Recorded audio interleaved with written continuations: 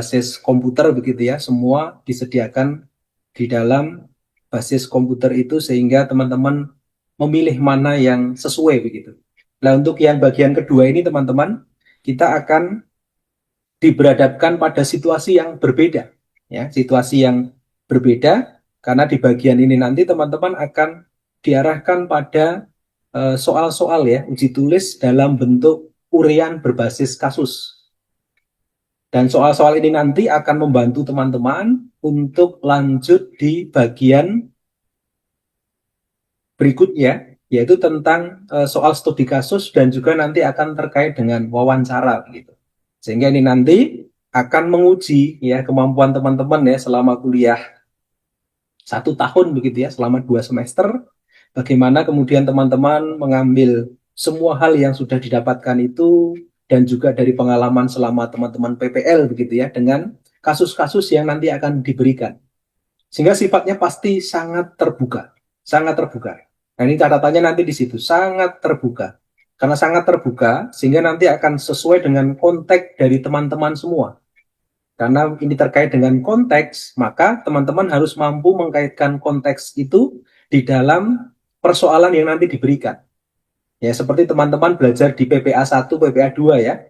Bagaimana konsep UVD, bagaimana konsep TARL, bagaimana konsep tentang CRT begitu ya. Kemudian diimplementasikan dalam pembelajaran di PPL teman-teman di sekolah. Nah, untuk itu teman-teman mari kita coba begitu ya. Kita coba karena ini nanti basisnya kasus atau persoalan dalam bentuk uraian. Jadi UBK itu adalah tes uraian berbasis kasus sehingga menjawabnya pun juga sesuai dengan kasus itu dan konteks teman-teman di tempat belajarnya masing-masing begitu. Sehingga akan menjadi sesuatu yang sangat relate dengan apa yang teman-teman dapatkan selama ini.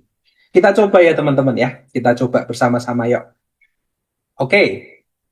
Yuk, kita cermati satu-satu dari konteks ini dulu. Ya. Ini terkait dengan ya.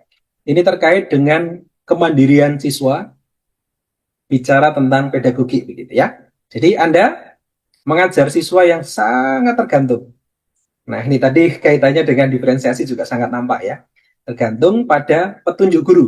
Artinya siswa ini sangat bergantung pada apa yang diinstruksikan oleh guru, apa yang diberikan oleh guru.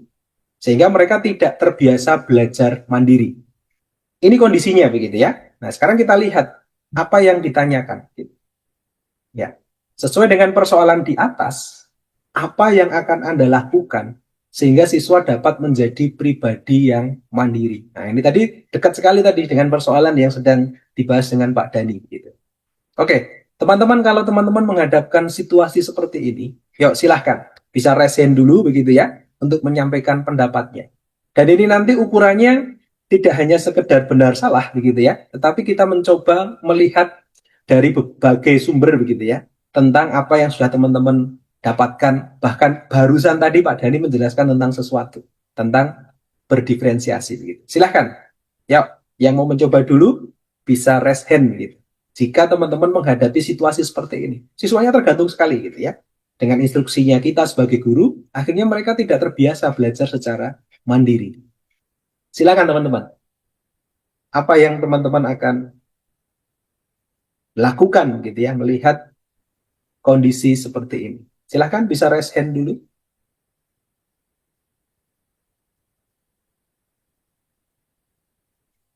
Halo? Ya, ada yang mau coba dulu? Silahkan, bisa raise hand dulu.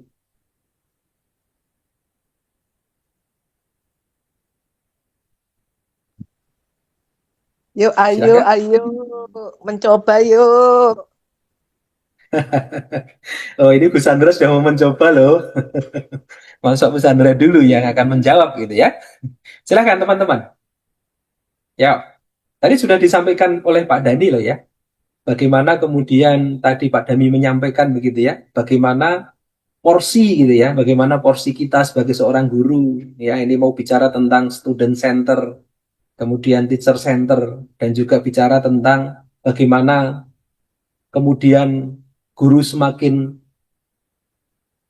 mengurangi gitu ya, mengurangi perannya di dalam proses pembelajaran itu dan memberikan peluang itu kepada siswa supaya mereka mampu untuk belajar gitu ya, belajar secara mandiri berdasarkan apa yang dia lakukan dan juga dukungan dari teman lain sehingga dia mengalami proses belajar yang tidak selalu gitu ya, tidak selalu menunggu diarahkan, menunggu harus diberi gitu ya, tapi mereka bisa punya inisiatif gitu. Silahkan, bagaimana itu dilakukan gitu. Dan apa yang teman-teman siapkan untuk mereka supaya mereka bisa punya punya satu kesadaran, yang kedua tanggung jawab gitu ya, untuk bisa melakukan itu secara mandiri. Mandiri tidak harus sendiri ya, mandiri itu bisa dalam bentuk berkelompok dan semakin berkurang peran guru itu untuk terus memberi dan memberi transfer knowledge yang ditunggu-tunggu oleh siswa. Silakan teman-teman. Ada yang mau mencoba dulu? Ayo. Saya nggak mencoba, Pak. Oke. Silakan Mbak Kristabella Ya, dari baik Solo ya. Dari soal tersebut, pertanyaannya sesuai persoalan di atas apa yang Anda lakukan sehingga siswa dapat menjadi pribadi yang mandiri. Kalau dari saya sendiri, saya akan mengorganisasi siswa itu menjadi kelompok-kelompok kecil. Nah, kemudian nanti dari adanya kelompok-kelompok kecil itu, siswa itu bisa dibagi-bagi tugasnya. Jadi mereka bisa fokus pada yang menjadi tugas mereka sehingga mereka terdorong untuk belajar secara mandiri dan dengan adanya teman-teman yang sebaya, teman-teman yang sebaya itu bisa membantu teman-temannya yang kurang bisa belajar dengan cepat memahami sehingga nantinya juga akan mendorong siswa tersebut untuk bisa belajar secara mandiri seperti itu, Pak. Oke ya, jawabannya sangat menarik begitu ya. Jadi ada pembentukan kelompok ya, kolaboratif begitu. Kemudian ada tutor sebaya, Mbak ya. Kalau saya bisa istilahkan begitu ya. Ada Yep. tutor sebaya di situ ya. Sehingga dengan tutor sebaya ini akan membantu kelompok itu ya untuk bisa belajar dan akhirnya melakukan aktivitas secara mandiri. Ini dari Mbak Kristabella. Ya, teman-teman yang lain gimana? Ini sudah ada jawaban yang menarik loh ya. Ada jawaban yang menarik. Ada sesuatu yang mau ditambahkan dulu Mbak Kristabella? Tadi sudah ada tutor sebaya ya, ada kelompok tutor sebaya. Perlu enggak dibutuhkan tambahan yang lain supaya mereka Itu Pak, dimudahkan? pembagian tugas. Jadi setiap siswa itu diberikan Bagian tugas tadi ya, 3 ya. ya, Oke. Oke. Ada yang lain yang mau ditambahkan lagi selain 3 itu? Kelompok, pembagian tugas, dan ada tutor sebayanya. Tutor sebayanya bisa sebagai leader, bisa jadi ya. ya Pak. Oke. Ada yang lain yang ditambahkan lagi? Belum ada, Pak. Belum ada ya. Oke. Ya. Teman-teman, gimana?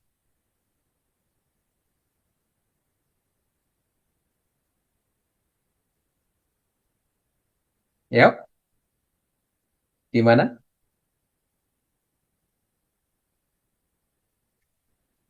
Ayo. Ini baru Mbak Kristabella ya. Yang lain gimana? Karena ini nanti sangat membantu teman-teman pada saat teman-teman mengerjakan untuk studi kasusnya. Nah, studi kasus itu dekat sekali dengan PTK-nya teman-teman ya, penelitian tindakan kelas yang sudah dilakukan, yang dimulai dari identifikasi persoalan. Oke, gimana teman-teman? Kalau yang ini, tadi Mbak Sabila udah memberikan loh jawaban yang sangat bagus. Karena ini sangat terbuka begitu ya, sangat terbuka. Ya, silahkan. Oke, Mbak Sabila bisakah dijelaskan kepada saya begitu ya, kenapa pilihan itu yang dilakukan? Mengapa pilihan itu yang dilakukan oleh Mbak Kristabella? Oke, Pak. Mengapa pilihan itu? Karena menurut saya dalam pengorganisasian kelompok itu bisa membantu siswa gitu, Pak. Jadi anak-anak yang dengan keterbatasan atau slow learners itu bisa terbantu dengan teman-temannya yang cepat memahami. Jadi dengan adanya bantuan teman yang sebaya, itu bisa mereka terpacu juga terdorong untuk bisa pengen bisa gitu Pak, pengen Bisa ya, ya melihat pengen teman. bisa gitu. Nah, gitu Oke. jadi nantinya itu membuat mereka juga termotivasi, "Oh, aku harus bisa untuk melakukan pekerjaan ini, melakukan tugas ini seperti itu, Pak. Jadi ada Mm-mm. dorongan dari teman sebayanya seperti itu. Sebayanya mereka ya. Pembagian tugasnya untuk apa tadi? Kalau untuk pembagian tugas itu supaya siswa itu juga diberikan tanggung jawab untuk menyelesaikan tugas tersebut. Nah, jika setiap siswa sudah diberikan tanggung jawab, maka mereka akan mencoba untuk menyelesaikan tanggung jawab tersebut. Nah, jika mereka kesulitan, itu bisa bertanya dengan teman sebaya karena mereka dalam kelompok tadi, gitu Pak. Oke. Nah, itu akan sangat bagus, Mbak, dari apa yang jenengan sampaikan tadi di awal dengan penjelasan ini. Jadi komplit gitu ya.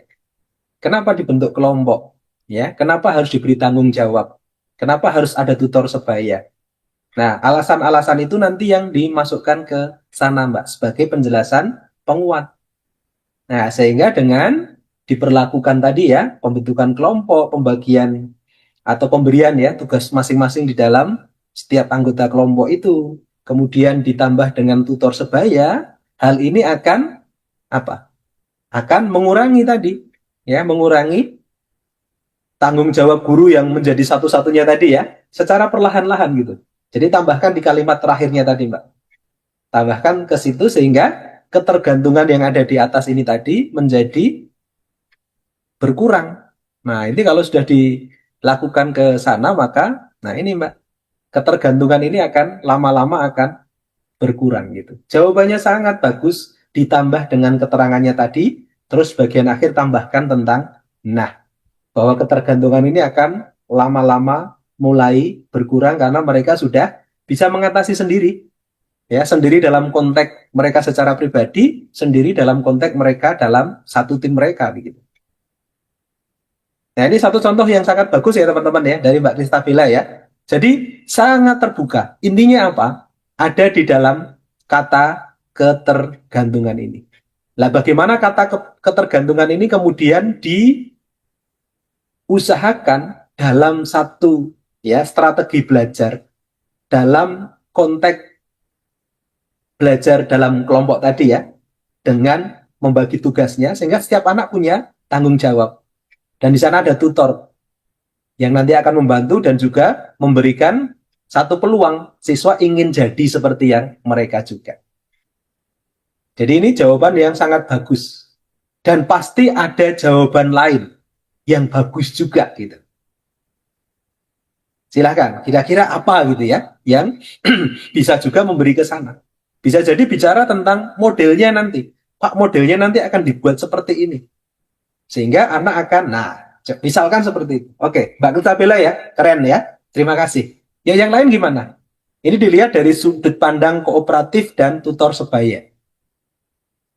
Ya, memberikan tanggung jawab ke setiap siswa bahwa mereka itu punya hak untuk berperan di dalam proses belajar itu gitu. Sehingga ketergantungan ini tadi mulai berangsur-angsur berkurang sehingga ending akhirnya adalah mandiri.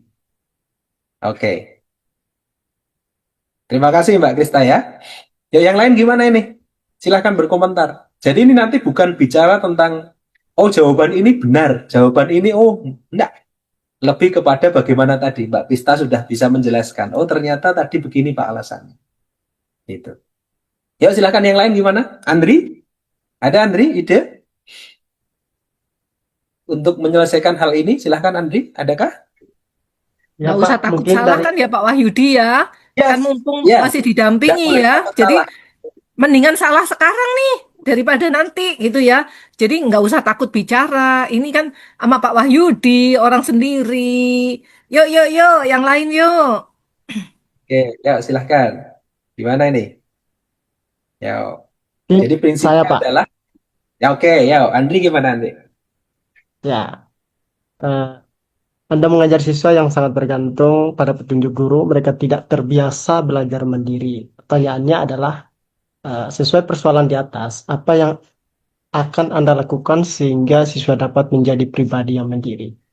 Mungkin jawaban saya yang pertama itu adalah melihat karakteristik siswanya dulu. Oke. Bagaimana gaya belajarnya? Apakah dia audiovisual, dia kinestetik atau sebagainya? Yes. Lalu kemudian yang kedua adalah eh, mengelompokkan siswa dalam kelompok-kelompok Berdasarkan gaya belajar tadi ya. berdasarkan gaya belajar tadi. Oke. Nah, dari situ mereka diberikan tanggung jawab, ya. Misalnya mereka ini kinestetik misalnya. Kita Ya. kasih satu kasus, kemudian mereka semua itu menganalisis dan nanti mereka akan bercerita kembali apa studi kasusnya dengan gaya bahasa mereka sendiri-sendiri. Sehingga dari situ siswa itu bisa secara aktif dan juga dalam kemandirian itu membangun rasa keingintahuan dan juga ingin mau belajar. Nah, lalu yang ketiga adalah terkait dengan yang ketiga itu adalah teman sebaya juga itu sangat membantu. Sangat Oke. membantu ketika memang siswanya betul-betul. Jadi dalam proses kelompok itu memang betul dikelompokkan berdasarkan gaya belajar, tetapi harus dilihat Dipilih juga ya. Dipilih satu leadernya gitu kan? ya. Pokoknya ya kalau ada siswa yang aktif dan yang tidak aktif, ya siswa yang aktif itu harus berani membangkitkan suasana di dalam kelompok untuk berdiskusi. Sehingga siswa yang tidak aktif itu juga memiliki rasa tanggung jawab untuk mau belajar. Seperti itu, Pak. Ya. Oke. Nah, ini kan bagus sekali Andri ya. Bagus sekali. Andri sudah mulai menerapkan TARL-nya ya, yang sudah didapatkan dari PPA ya. Nah, jadi teman-teman jangan melihat bahwa berdiferensiasi begitu ya atau mengajar dengan TRL itu hanya bicara tentang jenjang kognitifnya mereka atau perbedaan kognitifnya, tetapi juga bisa dilihat dari mode belajarnya. Ya tadi menarik ya. Tadi mulai mengidentifikasi ya mode belajarnya gimana ini, kecenderungannya mereka. Oh, ada yang memang kelompok kinestetik, auditori, ya, ada yang visual gitu. Sehingga pada saat mereka difasilitasi dengan mode belajarnya mereka, maka mereka akan, nah tadi, perlu ditambahkan tentang alasannya tadi, Andri. Ya, tambahkan tentang alasannya pada saat mereka belajar sesuai dengan modenya, anak-anak yang suka aktif melakukan kegiatan secara, kinestetik begitu ya, mereka akan senang gitu. Akan senang melakukan itu. Bagi anak-anak yang visual, ya, dengan visualisasi, dengan media dan juga sumber-sumber belajar yang kita buat berdasarkan visual yang menarik begitu, ya pasti mereka akan tertarik untuk melakukan itu. Sehingga mereka akan lebih mudah untuk melihat, melakukan proses belajar itu dan akhirnya mendapatkan informasi ya dari cara belajar dan juga sumber dan media yang disediakan. Terus ditambah tadi ada tutor sebayanya juga. Jadi di setiap mode belajar tadi kemudian ditentuin ini yang kinestetik. Oh, kinestetik ini ternyata ada yang bagus banget nih, pinter, jadikan leader misalkan. Nah, kenapa jadikan leader? Nah, dia nanti yang akan membimbing teman-temannya sesama kinestetik. Auditori juga sama. Visual juga sama. Nah, dari situ nanti Andri perlu dijelaskan tentang tadi ya, perannya dari masing-masing, kemudian cara belajar dan sumber belajarnya ditambahkan lagi. Kemudian jangan lupa, karena ini terkait dengan mode, katakanlah nanti proses dan produknya dibuat beda, terus mereka akhirnya harus mempresentasikan itu ya, produknya apa gitu kan ya. Nah mereka pasti membuat itu, mau bikin produk apa, kemudian mereka menyampaikan itu dengan bahasanya mereka. Yang suka gambar visual ya, buat dalam bentuk gambar. Ya, yang suka bergerak atau kinestetik ya mereka dengan membuat satu permainan atau apa, enggak apa-apa. Yang suka bercerita ya sudah menceritakan itu. Sehingga mereka punya aktivitas-aktivitas sesuai dengan mode belajarnya mereka. Jadi ini menarik sekali Andri ya, berdiferensiasi yang terkait dengan gaya belajarnya. Apakah ini benar? Sangat benar. Sehingga nanti akan sangat tergantung pada cara pandang teman-teman untuk melihat itu sehingga memungkinkan satu, mereka tidak lagi tergantung 100% kepada gurunya dan mereka punya peluang ini untuk melakukan aktivitas mereka secara mandiri sehingga tadi kata kuncinya peran guru sebagai satu-satunya tadi mulai berkurang perlahan-lahan gitu. Begitu teman-teman ya. Gimana kira-kira untuk soal-soal yang model kayak gini? Ini baru satu begitu ya. Nanti kita lihat yang berikutnya. Gimana? Karena ini bicara tentang pedagogi ya. Pedagogi itu bicara tentang mulai dari perencanaan, pelaksanaan, mulai dari mengidentifikasi bahkan ya, mengidentifikasi karakteristiknya, kemudian merencanakan, melaksanakan. Nah, kalau teman-teman bisa melengkapi secara lengkap akan sangat bagus. Tadi langkah awalnya, Pak, saya lihat dulu mode belajarnya, dilihat dari gaya belajarnya. Kemudian saya rencanakan Pak, nanti yang gaya belajar ini akan diberi aktivitas seperti ini dengan sumber belajar ini. Yang mode belajar yang ini, aktivitasnya seperti ini, Pak, sumber belajarnya ini. Nah, prosesnya ada.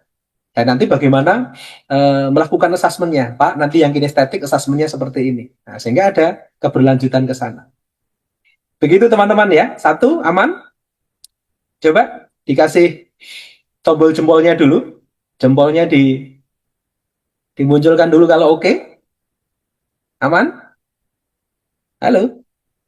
Yang lain gimana? Baru Andri nih yang muncul jempolnya. Oke. Krista, yang lain gimana? Silahkan yang lain. Yo, yo, yo, Jempol-jempol yang jempol, lain. jempol, jempol. Nah, oke. Aman ya teman-teman ya? Atau sudah capek ini ya? Atau sudah capek? Belum Pak, masih menarik ini Pak. Masih menarik. Oke ya, kita coba yang berikutnya yuk. Kita coba yang berikutnya. Oke, yau. Oke, ini kaitannya dengan profesionalisme teman-teman, ya. Dan ini kaitannya dengan penilaian otentik, gitu ya. Yap. Sekolah meminta Anda ya untuk mengembangkan penilaian yang tidak hanya mengukur kemampuan kognitif, tetapi juga keterampilan dan sikap. Oke.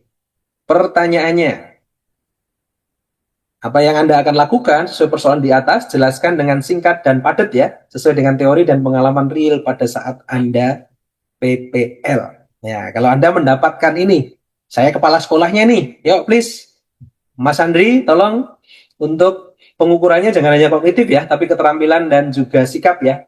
Karena saya ingin melihat bagaimana progresnya anak-anak terkait dengan psikomotor mereka ya, keterampilan mereka dan juga bagaimana nanti mereka memiliki perkembangan ya sikap mereka khususnya dalam kaitannya dengan karakternya mereka misalkan. Oke, gimana teman-teman? Kalau teman-teman mendapatkan pertanyaan ini, nah ini harus diingat ya terkait dengan penilaian otentik itu yang seperti apa. Nah, kemudian ada ragam penilaian ya, ada assessment, as learning, for learning, dan juga assessment of learning. Nah, silahkan bicara tentang itu teman-teman. Kaitkan dengan teorinya, kaitkan dengan pengalaman PPL kemarin. Teman-teman juga bisa menggunakan konsep UBD-nya, ya, bisa menerapkan konsep untuk diferensiasinya juga ya, TRL-nya juga. Silahkan. Ya, kalau seperti ini persoalannya, menurut teman-teman jawaban yang bisa gitu ya menyelesaikan persoalan ini. Silakan, bisa raise hand dulu. Silakan.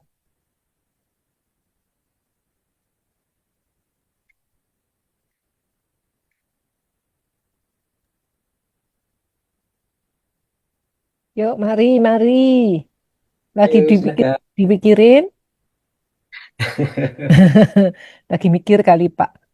Ya, Pak, pikirkan silakan. Ya, kita kasih waktu ya. Kalau 1 menit kayaknya kelamaan ya. Setengah Yuk, menit ini ya. ada Anggi, ada Murni. Ini anak-anak yang saya kenal nih. Ya, Intan tadi kayaknya udah ngomong deh ya. oke. Ada Vensa juga ya. Ada Nopri juga. Andri Oren nih hampir tiap minggu, Pak, ketemu saya Ah, di gereja. hmm. Oke, silakan teman-teman. Ada Murni juga di sana. Iya, ada Murni, ada Anggi, itu yang di Surabaya tuh, Pak. Iya, silakan teman-teman.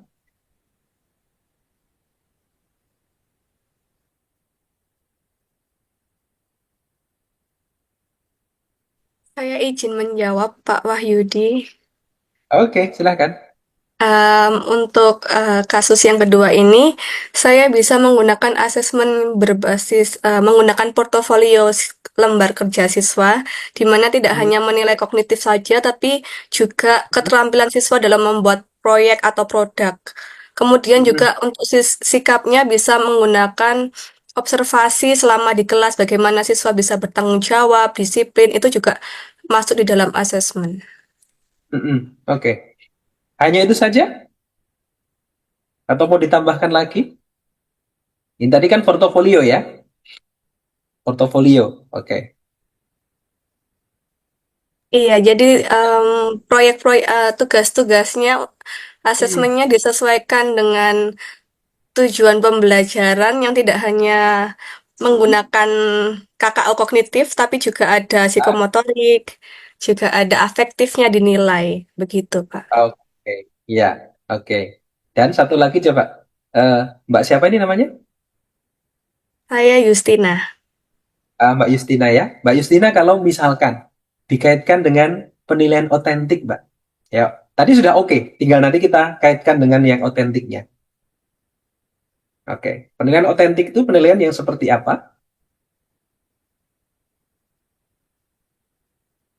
Yang berbasis masalah dengan dunia nyata, relevan dengan dunia nyata.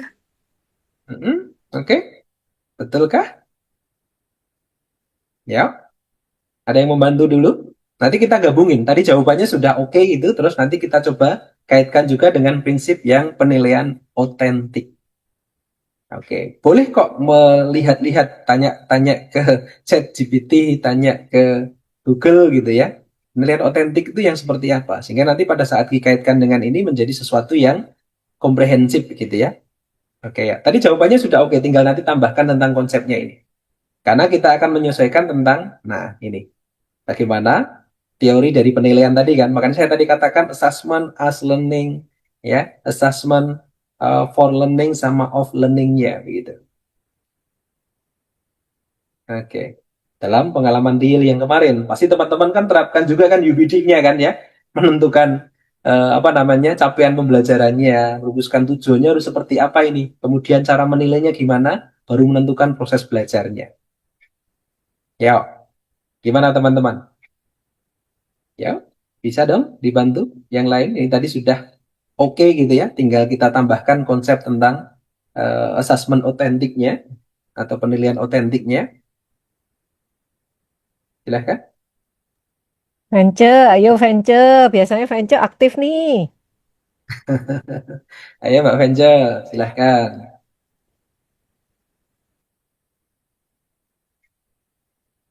Ya, apa yang bisa dilakukan?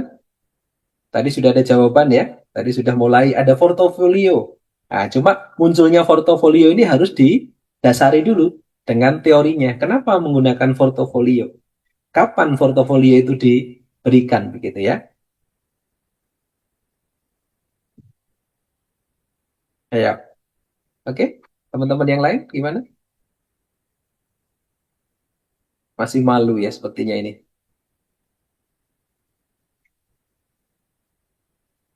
Mestinya jangan malu ya Pak Wahyudi ya, mumpung Pak Wahyudi Betul, betul. bisa ya kan, bisa mendampingi. Nanti kalau kalau udah ujian beneran nggak bisa nanya Pak Wahyudi. Kalau sekarang bisa nih nanya-nanya Pak Wahyudi, dibenerin Pak Wahyudi bahkan. Nggak apa-apa, jangan takut salah menurut saya sih. Ya, silakan. Venture, Nofri, ya, ada Vera juga. Iya, Fer. Gimana Pontianak, Bima, Fer? Vera gimana? Kalbar, Iya, di Pontianak ini kayak Vera ya. Juang kok nggak ikut ya Juang ya? Iya, Bu, di Pontianak. Juang sedang iya. ada kegiatan lain. Oke. Oke, Ya, ayo Fer, Oke. coba dijawab aja Vera Fer, gimana nggak Vera? apa-apa, nggak usah Saya mau takut salah. dibantu sama. bentar dulu, Bu. Oh, sebentar dulu. Oke. Ingin coba jawab, Ibu. Kak, Silakan. Oke. ya jadi kalau saya itu biasanya lebih baik kita menggunakan penilaian proyek dan lembar observasi siswa, observasi Mm-mm. sikap. Jadi misalnya dalam suatu pembelajaran tuh kita kasih contohnya teks prosedur. Jadi untuk menilai penilaian kognitif itu kita kasih rubrik penilaian tentang struktur teks, keterampilan, dan performa. Kalau dari sikap itu biasanya kita gunakan observasi kerja sesama tim. Jadi kita lihat dari anak itu kira-kira dia mau bertanggung jawab dalam pekerjaannya, terus bagaimana etikanya dalam berkomunikasi. Seperti itu, Mm-mm. Pak. Oke, oke ya. Jadi saya akan melakukan dengan pembelajaran berbasis proyek gitu ya. Masa proyek sehingga basis kinerja sehingga memungkinkan banyak kemungkinan muncul begitu ya. Kemungkinan-kemungkinan itu baik secara kognitif ya dan juga keterampilan dan juga sikap yang ada di sana. Oke, menarik ya, menarik yang disampaikan. Mbak siapa tadi? Halo? Intan, Pak. Mbak Intan, Intan ya? Intan, Oke, Intan. Iya, Mbak Pak. Intan. Oke. Kalau dilihat dari otentiknya gimana, Mbak? Bagaimana mereka berproses ya? Kan nanti kan ada penilaian pada saat proses, ada juga pada saat nanti mereka apa namanya? Kan off learning-nya kan juga ada formatif, sumatifnya begitu ya. Oke, kalau dikaitkan dengan itu gimana, Mbak? Tadi sudah bagus ya. Artinya dimungkinkan nanti tag prosedur, kemudian mereka diberikan rubrik tentang struktur tag prosedur itu seperti apa, terus mereka mendapatkan informasi-informasi gitu kemudian dimasukkan kepada rubrik itu sehingga secara kognitif mereka bisa diukur kemampuannya begitu ya. Kemudian bagaimana keterampilannya nanti mereka bisa bahkan bisa juga membuat ya. Bagaimana mereka membuat itu kemudian bagaimana nanti mereka berkolaborasi sehingga bagaimana mereka bekerja sama dan sebagainya tadi muncul gitu. Oke, kalau dikaitkan dengan otentik sudah masuk ke dalam konteks otentiknya, Mbak? Halo? Iya, Pak. Bentar.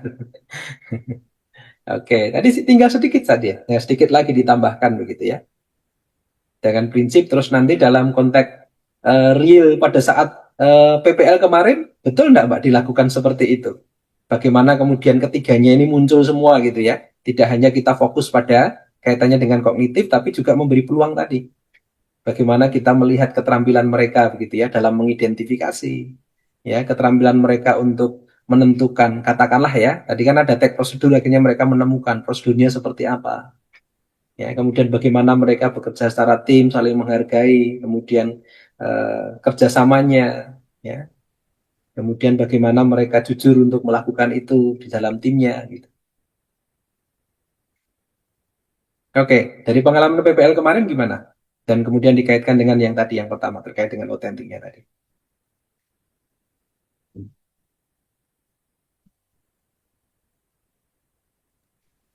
Intan masih sama Intan ya Pak Wahyudi ya? Ya, Yang masih sama ditanya ya? Intan. Heeh. Ya, Yuk Intan yuk.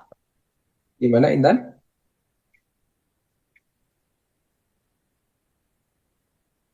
Nggak apa-apa Intan. Nggak usah takut salah. Ya, Nggak apa-apa. Nggak apa-apa. waktu pengalaman PPL itu saya kasih contoh, saya kasih pembelajaran tentang naratif teks. Di situ Iya.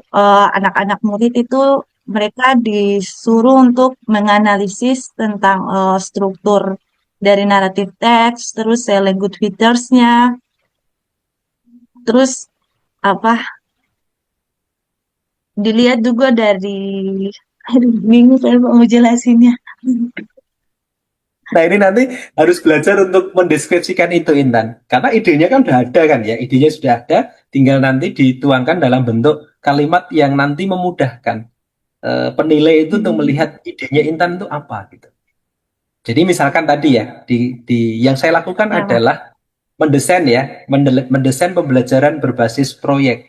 Dijelaskan Intan di situ. Kenapa berbasis proyek?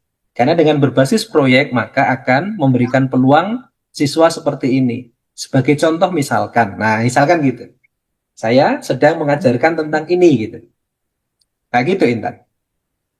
hmm, Gimana? Membuat kalimatnya supaya terstruktur gitu ya. Sehingga dari proses itu akan kelihatan bagaimana mereka mengawali ya, karena menilai secara ontektik itu kan dalam prosesnya juga dinilai ya, sehingga nanti akan terjadi penilaian proses. Yang dinilai pada saat proses apa nih? Keterampilan apa yang akan dilihat? Sikap apa yang akan dilihat, dituliskan di sana. Dan nanti akan diberikan ya dalam konteks misalkan ya untuk yang for learning-nya, misalkan untuk kognitifnya, nanti mereka akan mendapatkan LKPD untuk bagian ini. Untuk melihat struktur tadi. Tentang apa tadi, prosedur ya. Prosedur tadi misalkan. Nah sudah dimasukkan ke sana. Nah pada saat mereka berproses itu, mereka akan dilihat tadi dalam lembar observasi ya. Karena ini katanya dengan penilaian kan ya. Berarti ada teknik dan instrumennya. Maka nanti tekniknya adalah observasi dari proses mereka. Yang dilihat apanya.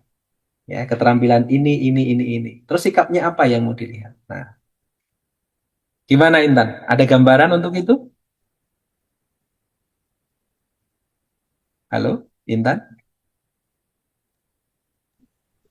Ya, Pak, lagi menyusun kata-katanya, Pak.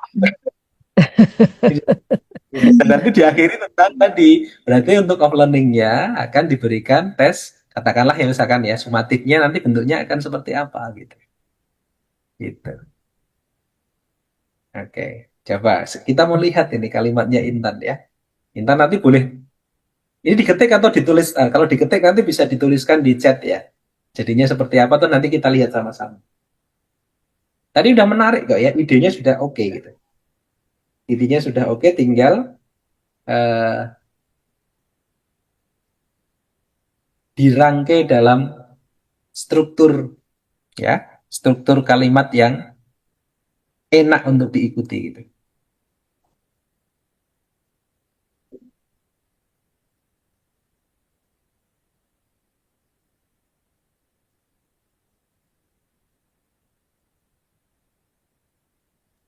Kita tunggu Intan ya Pak Wahyudi. Ya, kita tunggu aja Bu, enggak apa-apa. Oke. Supaya nanti ada pengalaman tuh nanti Ya, dituliskan di chat aja ya. Intan. Tenang Intan. Yang lain juga boleh membuat gitu ya, membuat Ya. diketik-ketik nanti dicatkan ke Baik, kita, Ibu. nanti kita lihat sama-sama. Semangat, ayo semuanya semangat. Ini pembelajaran yang luar biasa loh. Nggak cuma buat anak-anak, Pak, buat saya juga. Ternyata jadi guru itu begini toh. Wah, iya. Susahnya itu Luar kan biasa bagaimana. loh, luar biasa kalian, ya ampun. Salut, salut.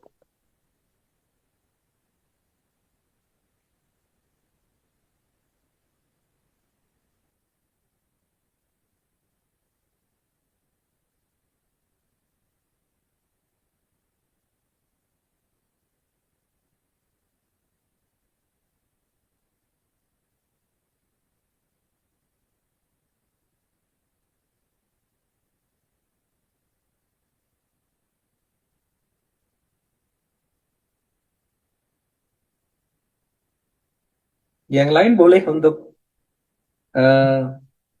menuliskan juga ya, bisa ditulis di chat begitu. Oh ini juga Vence sudah resen juga ya.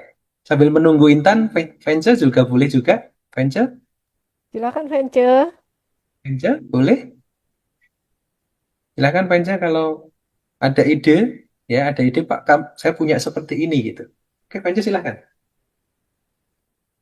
Halo Nah Vence. ini, Vence yang sudah saya kangen lama sekali. Selamat malam. Selamat malam, Selamat Vence. siap, siap. Oke Vence Aduh, silakan. mohon maaf. Saya baru bergabung karena masih mengerjakan proyek bersama teman-teman untuk persiapan tanggal 30. Jadi baru Oh, bergabung. oke Vence silakan bisa. Baik, mungkin saya mencoba untuk menjawab. Sekolah meminta Anda untuk mengembangkan penilaian yang tidak hanya mengukur kemampuan kognitif, tapi juga keterampilan dan sikap. Nah, untuk menjawab penilaian autentik di sini bisa saja guru menggunakan penilaian berbasis proyek. Contohnya meminta siswa untuk melakukan proyek yang luas. Nah, contohnya yang paling spesifik adalah dalam teks negosiasi. Nah, dalam teks negosiasi itu untuk menjawab proyek tersebut, guru bisa memberikan menyuruh siswa untuk membuat sebuah proyek atau video tentang teks negosiasi tersebut. Nah, yang kedua, bisa penilaiannya berbentuk portofolio. Itu melalui hasil karya peserta didik. melalui tulisan, dan lain-lain. Dan yang ketiga itu ada bisa juga penilaian diri atau antar teman. Mungkin hanya itu dari saya. Sekian dan terima kasih. Oke ya, tetap basisnya proyek dan portofolio tadi ya. Ya nanti venture dijelaskan lebih rinci lagi begitu ya. Tadi misalkan yang berbasis proyek tadi, proses proyeknya mau seperti apa. Kemudian nanti bagaimana pada saat menilai kognitifnya. Bagaimana nanti proyek itu memunculkan, guru bisa melihat penilaian terhadap keterampilannya. Nah, kemudian proyek itu juga memunculkan komponen sikap apa ini yang bisa dilihat begitu ya. Dan nanti instrumennya seperti apa gitu venture.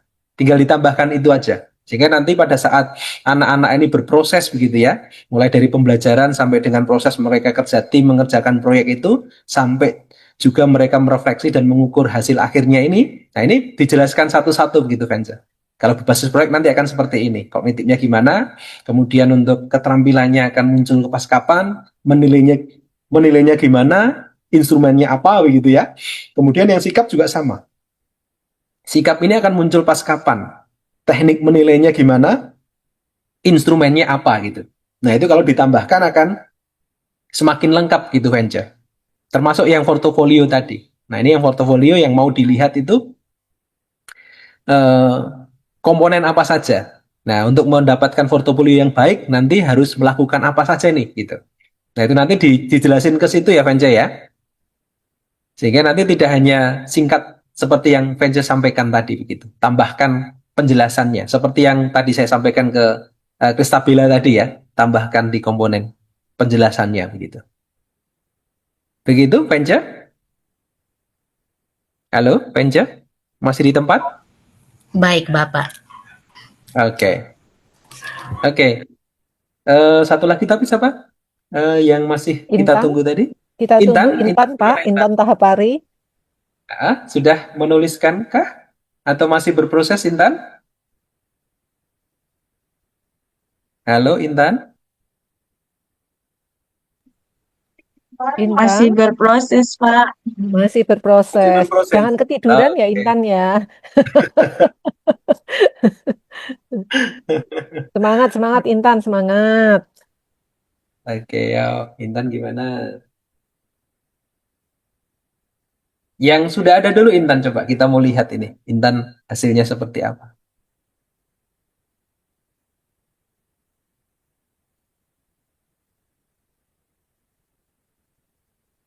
Ini belum terdengar suaranya Oren ya. Oren gimana nih Oren? Banyak Adon Oren? Pak Wahyudi yang belum bersuara nih. Ada Ya. Nixon. Padahal Nixon Iya. tadi kayaknya saya lihat masuk paling awal nih. Ada Gimana Widi, nih? Nixon. ada Nenta. Oke, iya. Nah ini menarik teman-teman bisa lihat di chat ya. Saat PPL saya menerapkan penilaian proyek dan lembar observasi sikap misalkan pada saat pembelajaran teks prosedur. Oke ya Intan ya, keren ya. Siswa diminta membuat video tutorial sederhana. Kemudian penilaian kognitif saya lakukan melalui rubrik isi ya dan struktur teks. Oke, keterampilan melalui performa dalam video dan sikap melalui observasi kerja tim. Oke, kerja tim, tanggung jawab serta etika komunikasi mereka selama proses berlangsung. Saya juga melakukan refleksi diri siswa ya di akhir proyek untuk menilai kesadaran dan perkembangan sikap mereka. Nah, ini sudah menunjukkan satu keutuhan ini ya.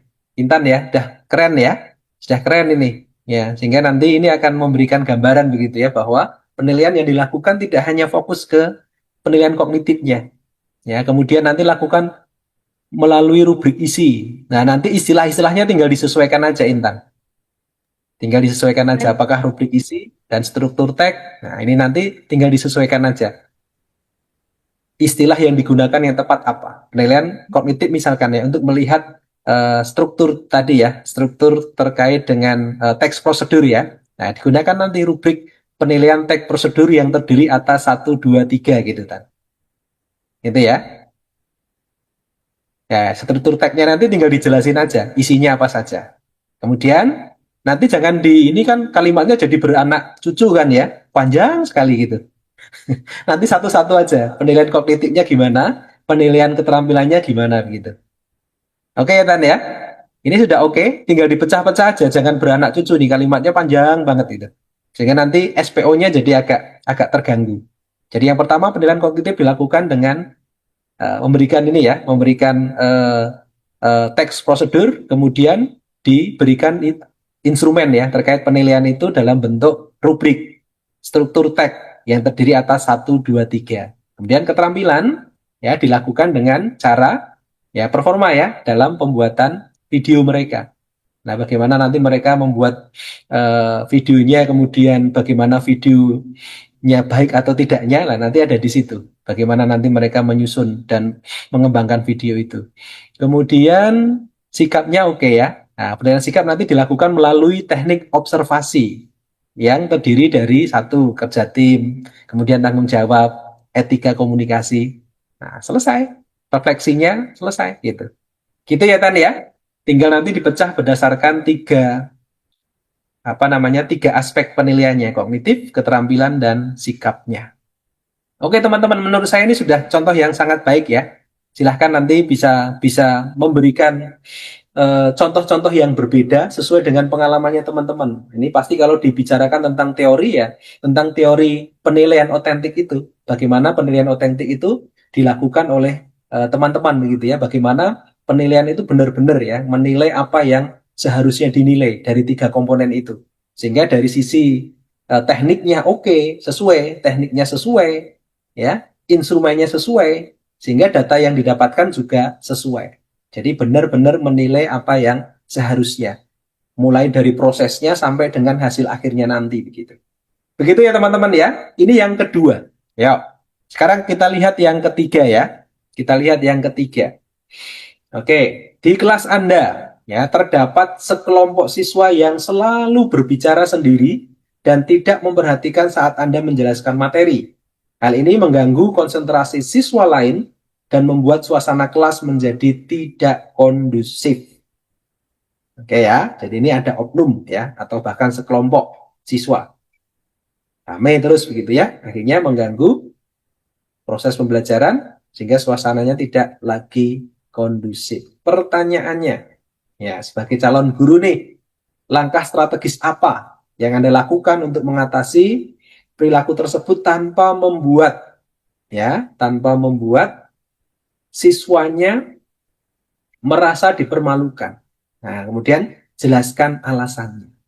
Ya, kalau persoalannya ini, apa yang teman-teman akan ambil? Ya, strategi apa yang akan teman-teman pilih supaya ini bisa diatasi? Ya, silahkan teman-teman. Ini terkait dengan manajemen kelas ya. Ini kita fokus di manajemen kelas. Ya, oke teman-teman. Kalau tadi penilaian otentik, ya, yang pertama tadi terkait dengan pedagoginya, profesionalnya, kemudian sekarang yang terkait dengan manajemen kelasnya. Ya, gimana teman-teman? Selamat malam Bapak Ibu dan rekan-rekan. Perkenalkan nama saya Apriana dari Kalbar. Saya izin menanggapi untuk pertanyaan nomor 3 ini tentang kasus di mana terdapat sekelompok murid yang selalu berbicara sendiri dan tidak memperhatikan saat kita menjelaskan begitu, dan hal ini mengganggu konsentrasi tentu saja peserta didik lainnya. Nah, membuat suasana kelas itu jadi tidak kondusif. Yang dapat saya lakukan adalah, saya di sini sebagai guru bimbingan dan konseling. Nah, supaya hal ini tidak dilakukan atau tidak berulang dan mereka juga tidak dipermalukan seperti itu, kita bisa memberikan pendekatan atau tindakan yang namanya konseling kelompok. Jadi dengan kegiatan konseling kelompok ini kita akan membuat suatu pendekatan di mana nantinya kita akan membahas permasalahan ini bersama, atau apa sih yang melatar belakangnya atau yang memicu mereka itu melakukan perilaku tersebut. Nanti kita akan bahas bersama-sama di dalam kegiatan konseling kelompok tersebut. Nah, kalaupun misalnya masih ada siswa yang belum bisa melakukan perilaku ini yang sesuai dengan yang diharapkan begitu, kita akan melanjutkan ke konseling individu dan tentu saja nanti akan ada kontrak perilaku yang akan kita berikan. Seperti itu Bapak Ibu dan rekan-rekan, terima kasih. Oke, menarik sekali ya. Karena Apri Dari konselor ya? Saya guru bimbingan dan konseling, Pak. Oh, pantes jawabannya keren ya. Oke, bahkan apa namanya strateginya ya, mulai dari kelompok sampai ke individunya ini keren banget gitu ya. Oke, terima kasih ya Apri ya, karena backgroundnya Apri sangat dekat dengan ini sehingga sangat sangat apa namanya sangat tepat begitu ya bagaimana melakukan ini karena ada kata ini tadi ya. Oke ya, ada kata di sini yang membuat siswa tidak merasa dipermalukan begitu. Jelaskan kenapa alasannya. Apri, kalau diminta menjelaskan alasannya apa? Kenapa tadi harus kelompok dulu? Kenapa tidak dipanggil satu-satu gitu? Eh, Gimana menurut Mbak Apri? Alasannya pemilihan strategis harus sesuai di kelompok dulu karena kan sesuai dengan waktunya juga ya Pak. Kita juga harus mempertimbangkan waktu di mana peserta didik itu juga harus bisa mengikuti pelajaran yang lainnya gitu. Jadi memang kita kondisikannya tuh dalam setting kelompok dulu, setelah itu baru ke individu. Seperti itu sih Pak. Lebih efektif juga penanganannya. Jadi mereka juga saling bisa bantu, saling memberikan pendapat atau memberikan penguatan satu sama lain tentang perilaku tersebut. Begitu Pak. Terima kasih. Iya, oke, ya. Menarik ya. Jadi kenapa harus kelompok dulu? Karena tadi efisiensi waktu. Kalau bisa diselesaikan dalam kelompok, oke, selesai. Tidak harus satu-satu kan ya. Apalagi misalkan kelompoknya ini ada 5 orang, satu-satu perlu berapa lama? Ini menarik gitu ya. Ini dari sisi konselingnya, Apri ya. Menarik gitu ya. Dilakukan konseling kelompok, kemudian dilakukan individu begitu. Kalau kemudian dilanjutkan ini kan terdapat sekelompok siswa ya. Nah, kadang-kadang ini kan mereka itu kan istimewa ya. Saya maunya kelompokan dengan si A, si B gitu ya. Akhirnya justru kelompok itu akhirnya tidak berkelompok untuk belajar ya. Bisa jadi karena mereka pengen ngobrol tadi gitu. Oke, kalau dari sisi itu gimana? Ini kan terdapat sekelompok siswa, ya kan? Sekelompok siswa ya. Artinya kan mereka dalam konteks yang sedang berkelompok gitu. Bisa jadi karena mereka milih sendiri kan ya. Oke, tadi caranya sudah dikonselingi sudah gitu. Nah, sekarang bagaimana secara teknik nanti gitu ya. Salah satu cara juga untuk mengurangi supaya mereka juga tidak kemudian jadi satu grup gitu ya, selalu bikin onar gitu ya. Oke. Gimana Mbak Apri kalau dilihat dari sisi itunya? Tadi kan proses konselingnya ya. Nah, sekarang strategi di dalam eh, aktivitas belajarnya di kelas karena dia atau mereka berada dalam satu tim, nah, sekelompok siswa gitu ya. Oke. Baik Pak, untuk hal tersebut kita tentu saja supaya hal ini tidak terjadi kita perlu yang namanya upaya pencegahan. Nah, upaya pencegahan ini kita bisa lakukan dengan yang namanya melaksanakan kegiatan. Bentar Pak. Oke. Saya lanjutkan Pak, kegiatan Oh. yang namanya kesepakatan kelas di awal. Nah, selain itu, upaya yang bisa dilakukan lainnya adalah kita berupaya, kan tentu saja kita sudah memahami nih karakteristik peserta didik dengan perilaku mereka, dengan gaya belajar mereka dan sebagai macam di kelas gitu ya Pak. Jadi kita bisa menempatkan posisi duduk mereka tuh dengan ya teman-teman yang misalnya lebih dominan dengan yang lebih misalnya lebih pendiam kayak gitu Pak. Misalnya yang grup yang murid laki-laki dengan perempuan kayak gitu sih Pak. Jadi kita menyesuaikan dengan situasi yang ada begitu supaya supaya mencegah terjadinya situasi mereka ribut atau asik berbicara sendiri itu. Dan yang Oke. penting juga perlunya guru itu memberikan materi pelajaran ataupun layanan BK tuh yang sesuai dengan ini kebutuhan dan metodenya yang beragam gitu Pak. Oke. Kalau diurutkan pencegahan dulu atau yang pertama tadi? Sebenarnya yang paling penting adalah pencegahan sih Pak. Jadi dengan salah Oke. satunya yang tadi saya bilang kesepakatan kelas itu. Oke. Jadi nanti dimulai dari ya bagi calon guru langkah strategi yang dilakukan yang pertama ya tadi strategi pencegahan dulu ya. Pencegahan dulu baru jika itu sudah terjadi maka tadi konselingnya tadi ya. Nah, Ya oke. betul Pak. Terima kasih Adri ya. Keren ya. Keren. Itu salah satu jawaban yang sangat menarik teman-teman ya. Oke, terima kasih Mbak Apriana. Apri ya, Mbak Apri ya. Ya betul Oke, Pak. Apriana dari Kalimantan Barat. Pak Ya. Wahyudi itu ada Andri udah raise hand Pak. Oke, Mas Adri silahkan. Ini sudah resen ini. Ya, kalau Mas Adri, kalau itu tadi kan dari sisi konseling ya, karena Mbak Apri memang orang konseling sehingga sangat cermat untuk melihat ini. Sekarang Mas Adri gimana? Mas Andri? Ya, baik. Terima kasih. Kalau dari saya, Pak, memang waktu PPL itu juga mendapatkan kasus-kasus Kasus yang sama seperti ya? ini. Oke, Ya, ya. nah, untuk bagaimana supaya kelas itu menjadi kondusif, karena sebelum melakukan praktik pembelajaran, saya mengevaluasi dulu atau melihat secara langsung dulu bagaimana gurunya mengajar dalam kelas. Ya. Nah, ternyata ketika kelas itu menjadi kondusif dan siswa-siswa itu tidak berbicara di saat kita menjelaskan materi adalah yang pertama adalah kesepakatan kelas. Nah, Yes. kesepakatan kelas itu menjadi kesepakatan bersama sehingga siapapun yang melanggar kesepakatan itu akan diberikan sanksi. Hmm. Nah, lalu yang kedua adalah untuk membuat kelas menjadi kondusif di tengah-tengah pembelajaran itu sedang berlangsung adalah dengan melakukan ice breaking. Oke. Dengan melakukan ice breaking.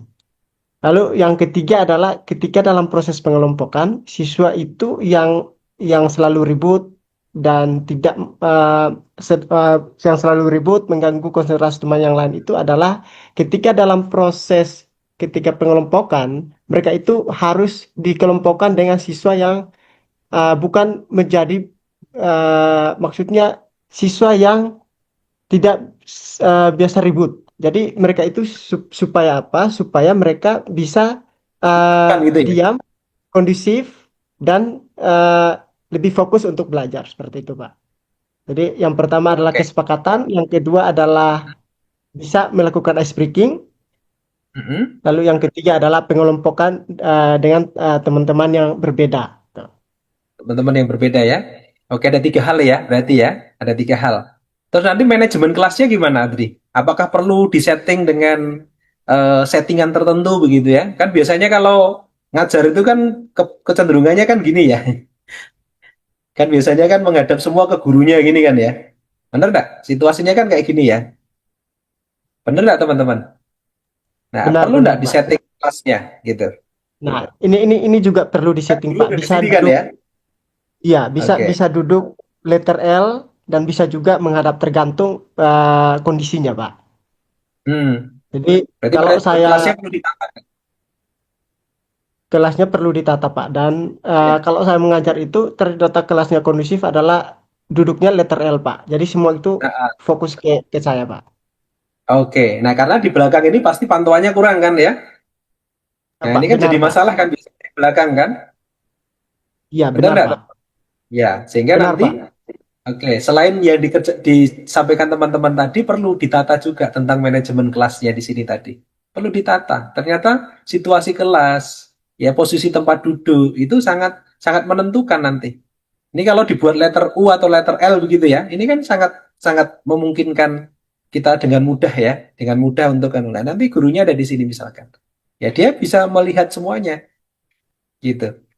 Tadi kalau dia ada di depan sini kemudian, nah ini yang belakang pasti tidak akan mendapatkan perhatian begitu. Tapi ini berbeda gitu ya. Pada saat ini jadi kelompok berapa, ini kelompok berapa, ini kelompok berapa gini ya. Nah ini settingnya akan misalkan ini 1, ini 2, 3 di sini ya, 4. Nah semua mendapatkan perhatian yang sama ya. Setting kelasnya gurunya ada di sini gitu. Letter L juga sama, bisa jadi. Nanti gurunya ada di sini kan ya. Katakanlah di sini, jadi semua perhatian dapat gitu. Sehingga kalau yang mau rame sendiri gitu akan berbicara juga akan. Nah, ini untuk manajemen kelasnya. Kemudian juga tadi mengatur kelompoknya tadi ya Mas Adri ya. Menarik sekali. Iya, benar, Pak. Iya. Gimana teman-teman? Sepakatkah begitu untuk yang ini?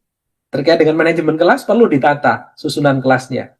Ya, kemudian tadi kalau ini misalkan masih ada sesuatu yang kurang, lakukan tadi pendampingan tadi, ya. Konseling kelompoknya. Ya, kalau memang konseling individunya. Kalau memang disetting seperti tidak bisa, yang dilakukan tadi. Lakukan konseling supaya anak-anak ini tidak kemudian menjadi anak-anak yang terabaikan begitu. Sehingga kita tahu kenapa mereka seperti itu. Ya, oke ya. Pertama setting kelasnya, kemudian pembentukan kelompoknya juga tadi memperhatikan. Tidak asal mereka milih sendiri dan akhirnya rame. Karena mereka ketemu satu gengnya gitu kan ya. Oke. Aman yang ini ya? Kita lanjut yang berikutnya. Oke. Yang berikutnya. Nah, ini tentang diferensiasi pembelajaran. Ya, ini sudah mulai seperti yang tadi sudah disampaikan oleh Pak Dani ya. Dalam satu kelas Anda menemukan bahwa kemampuan siswa sangat beragam. Sebagian siswa sudah memahami materi dengan cepat, sedangkan sebagian lainnya kesulitan mengikuti pelajaran. Ya, oke. Bagaimana Anda dapat merancang? Ya, bagaimana Anda akan merancang pembelajaran agar semua siswa tetap bisa belajar secara optimal? Berikan contoh strategi dan pendekatan yang Anda gunakan. Oke, gimana teman-teman? Kalau seperti ini. Saya mungkin bisa menjawab dulu, Pak. Oke, silakan Mas Adi. Oke, Pak. Kalau ini saya waktu ngajar itu melakukan pendekatan TRL, Pak. Yes, oke. TRL, Pendekatan terus implementasinya gimana? pendekatan TRL ini kan yang pertama kita melakukan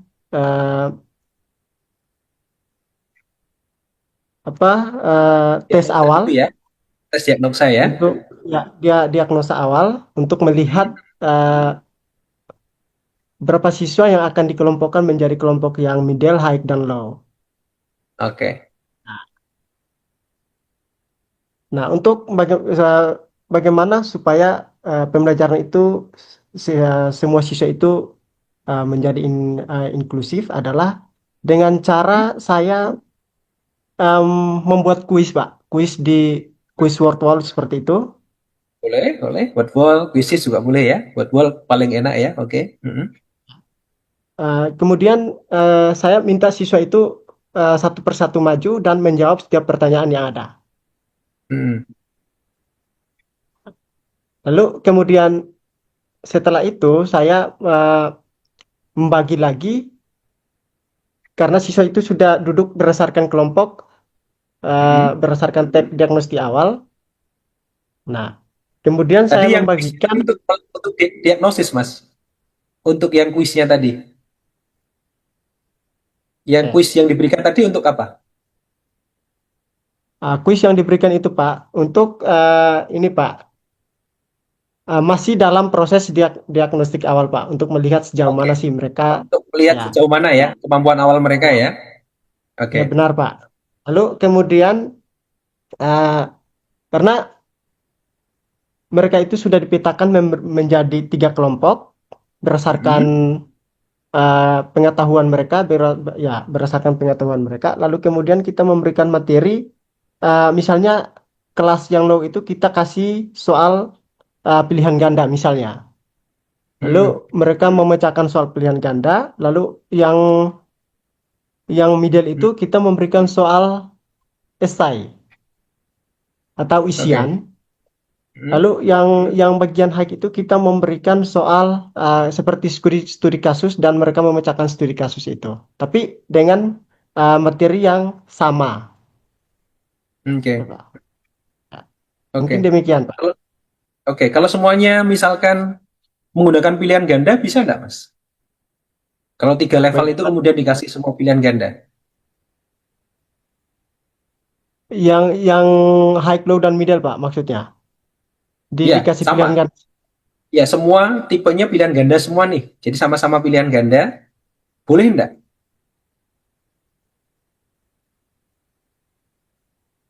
Sebenarnya boleh, Pak. Tergantung soalnya. Mungkin soalnya yang untuk bagian middle dan high itu mungkin soalnya lebih bersifat analisis, Pak.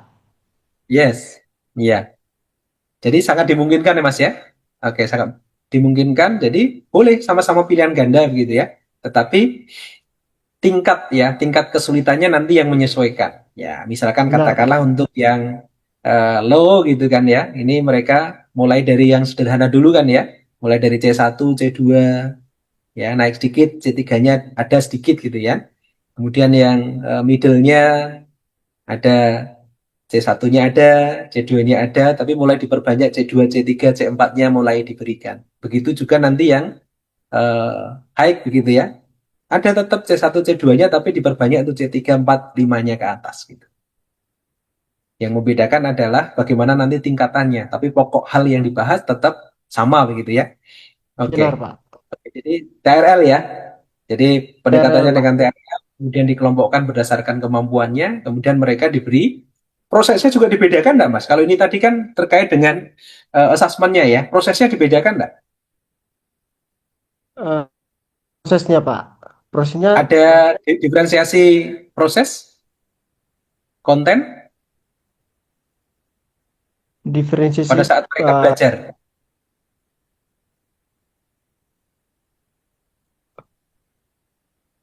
mana? Bisa enggak? Karena pasti mereka membutuhkan kan ya, membutuhkan proses yang berbeda begitu kan. Kalau prosesnya sama nanti akan terjadi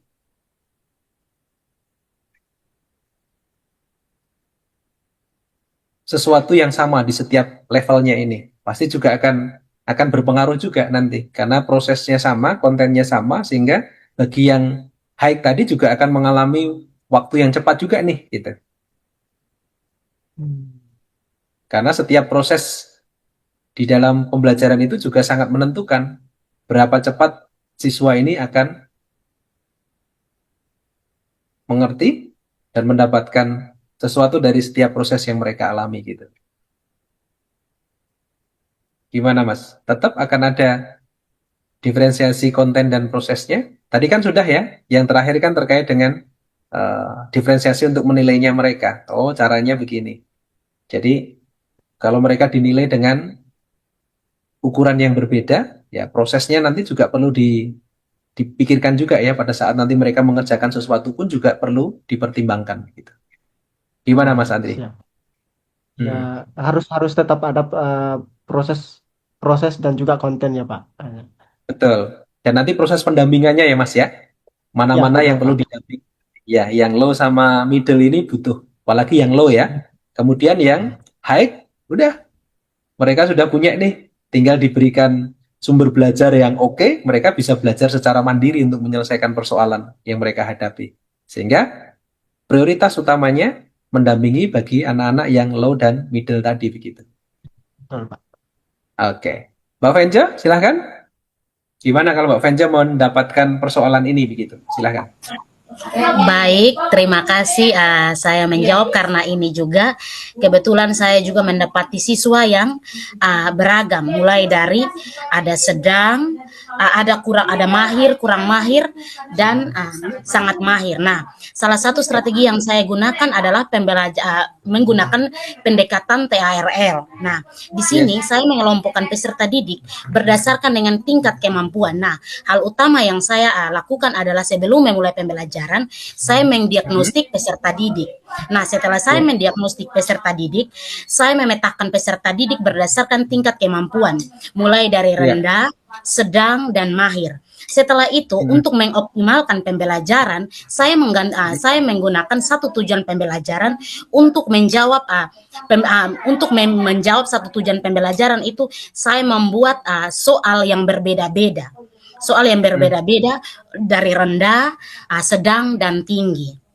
Nah, soalnya setelah saja atau prosesnya juga? Soal konten materinya itu berbeda. Okay.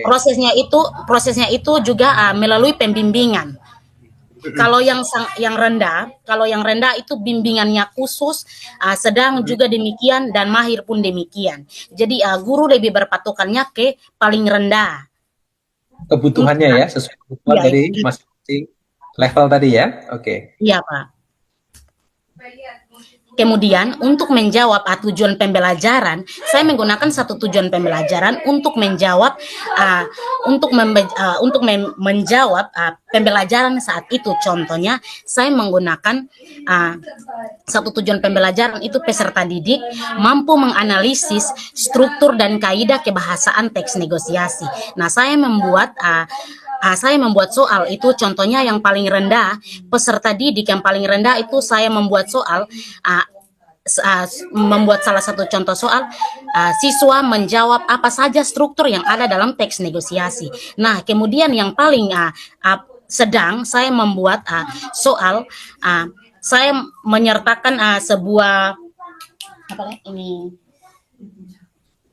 dialog. Saya menyertakan sebuah dialog, terus saya menyuruh peserta didik untuk menyebutkan kira-kira dalam dialog tersebut ada tidak kegiatan kegiatan ada tidak struktur yang terdapat dalam dialog tersebut. Nah, yang paling tinggi saya menyuruh peserta didik untuk menganalisis kaidah dan kebahasaan dari teks negosiasi. Terima kasih. Oke, sehingga ini nanti tidak hanya bicara tentang teksnya ya Mbak ya, tapi LKPD-nya ya. LKPD-nya Iya, Pak. berarti konten sudah dibedakan di situ ya. Prosesnya pasti juga beda Iya, begitu. Menarik, tinggal nanti dikalimatkan dengan kalimat yang oke. Ini sudah persis kayak wawancaranya udah dapat juga ini ya. Ada masalah apa, jawabannya apa, dikembalikan lagi, dijelaskan lagi. Ya, ini sudah belajar sekaligus tes wawancaranya ya. Siap, Ada Pak. persoalannya kemudian. Nah, ini udah menarik sekali Mbak Venja ya. Oke, teman-teman ya. Prinsipnya itu ya, bagaimana nanti pendekatannya ya, pendekatan untuk TRL yang kita dapatkan di PPA itu ya. Nah, bagaimana nanti konsepnya ya tadi mulai identifikasi terkait dengan kemampuan mereka, sehingga nanti mereka bisa dikelompokkan, kemudian disiapkan nanti penilaiannya akan seperti apa, proses belajarnya mau seperti apa, pembedanya ada di mana, dijelaskan di sana. Tadi sudah sangat menarik, dua jawaban teman kita tadi sudah oke. Begitu? Lanjut ya, untuk yang berikutnya ya. Oke. Yang berikutnya, nah ini kasus etika dan kepribadian guru ya.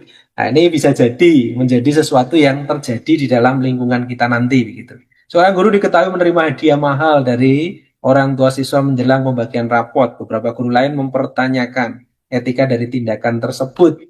Pertanyaannya, nah, bagaimana Anda menilai situasi dalam sudut pandang etika profesi guru? Apa yang seharusnya dilakukan guru tersebut? Gimana teman-teman? Yuk, gimana ini?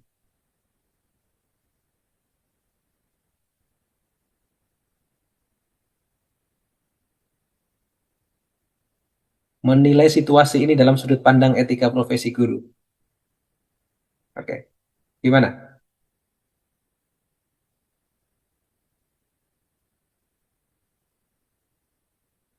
Bagaimana? Ini membayangkan dulu ya Pak Wahyudi ya. Ya. Membayangkan dulu ada situasi seperti ini karena mungkin mereka juga belum Gitu ya. belum Oke. pernah dibayangin aja dikaitkan dengan sudut pandang etika profesi guru begitu. Betul. Yuk, Karena ini kan silakan. kemudian memberikan ini ya hadiah. Bahkan di sini ada kata mahal. Nah, itu dia Pak. Hadiah mahal gitu ya. Sebagai seorang guru gitu, sebagai seorang yang menjalankan profesinya. Nah, ini akan apalagi ini kaitannya dengan pembagian rapot, gitu kan? Coba teman-teman kasih apa namanya? Menjelang lagi Pak, menjelang loh, bukan setelah ya. Kalau setelah Ya. mungkin ucapan terima kasih ya. Ini menjelang. Menjelang. Ada apakah ini? Ya, teman-teman gimana nih? Ya, silahkan. Ini hanya membayangkan sebagai sebuah konteks kalau ada situasi seperti ini begitu. Ya.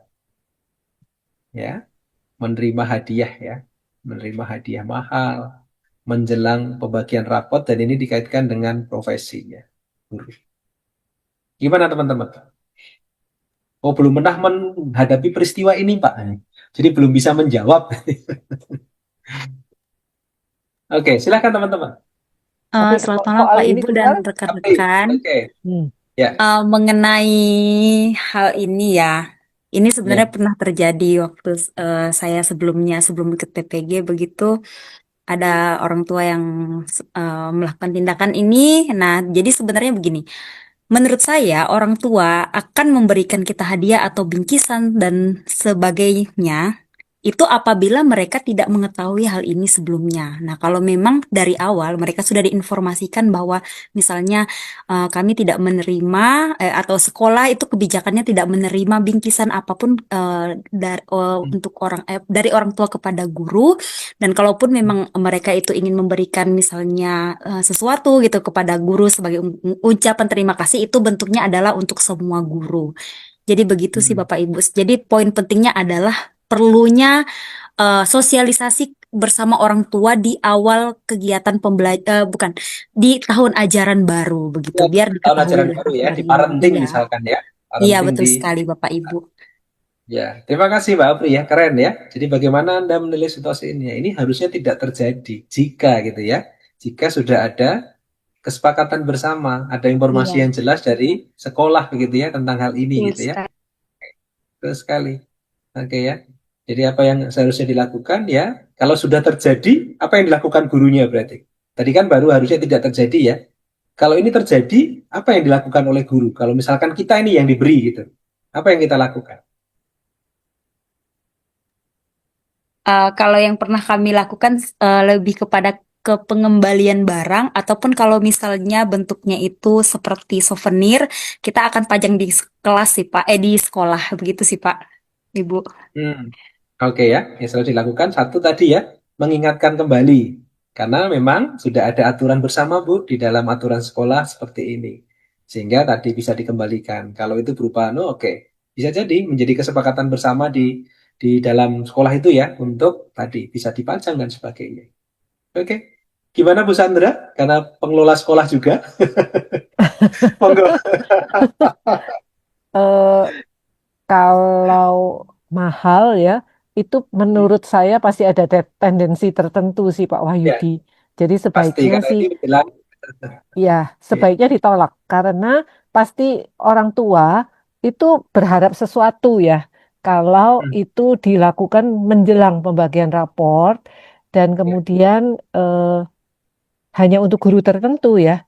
Jadi nanti pesan saya, jangan hanya gara-gara hadiah kalian mendapatkan sanksi dari sekolah. Jadi itu perlu diingat sekali gitu ya. Ya. Eh, Ketika kita menjadi guru yang baik, janganlah sampai jatuh dalam pencobaan. Ya, apalagi sudah ada aturan di sekolah ya Bu ya. Betul, betul. Selalu sih Pak, biasanya selalu ada aturan seperti ini ya. Betul, betul, betul. Ini termasuk Ya, gratifikasi kali ya Pak Wahyudi ya. gratifikasi betul, betul.